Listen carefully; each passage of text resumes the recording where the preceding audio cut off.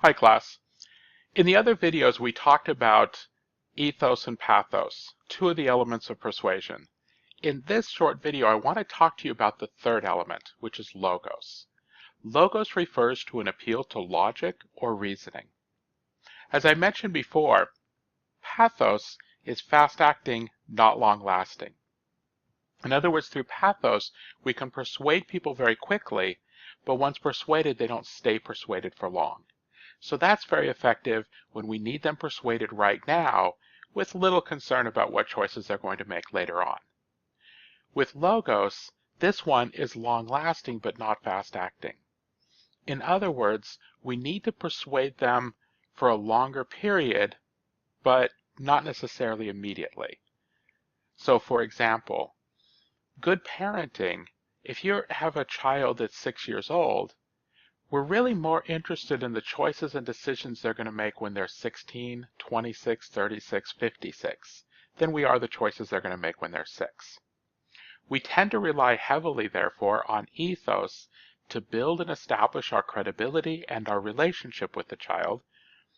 Some pathos in order to try to affect their immediate choices to keep them safe and going to school and things like that.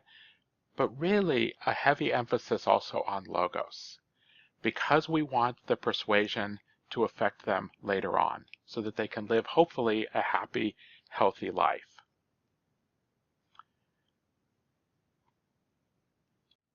So in very simple terms, logos is trying to prove that something is true because it follows from or is consistent with what we already know to be true.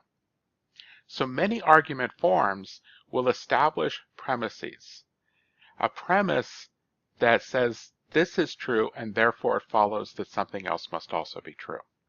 Now there are a lot of different argument forms out there.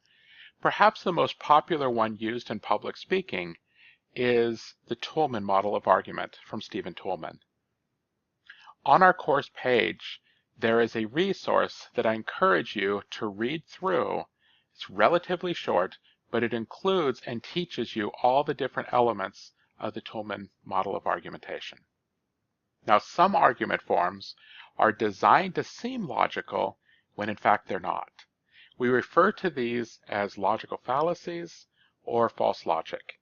And it's important to understand some of these so that you can not only avoid them in your own argumentation, but also so that you can identify when other people are using them against you. And that will be the subject for a lecture. Thank you very much.